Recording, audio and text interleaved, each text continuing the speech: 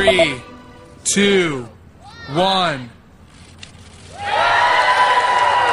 House Speaker John Boehner was front and center at the lighting of the Capitol Hill Christmas tree, a day after he attended a White House reception, but avoided the line where lawmakers get their picture taken with the president and get to chat with him.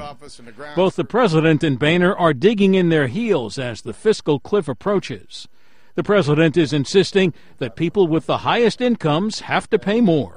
We're going to have to see the rates on the top 2% go up, and we're not going to be able to get a deal without it. Republicans, meanwhile, say the government needs to scale back spending.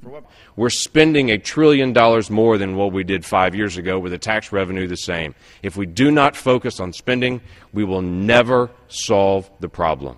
The president wants to hike taxes by $1.6 trillion by allowing the Bush-era tax breaks to expire for those making more than $250,000. Republicans want to keep those breaks while raising revenue by eliminating loopholes and deductions. Republicans call for cuts of $600 billion in health costs, while the president suggests cutting a little more than half that amount.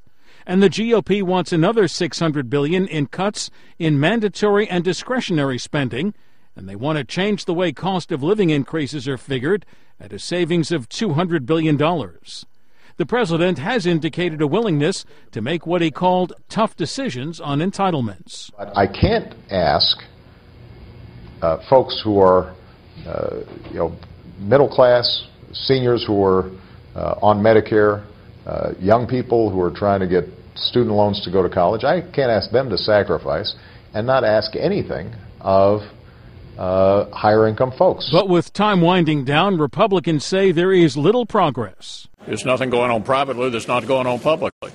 We've wasted an enormous amount of time here sparring back and forth in public. Meanwhile, the president met with governors from both parties. They didn't back either approach.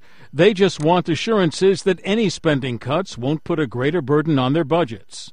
And spokesman Jay Carney said there won't be a counter-proposal from the White House until the GOP accepts the higher tax rates on the wealthy. Jerry Bodlander, Associated Press, Capitol Hill.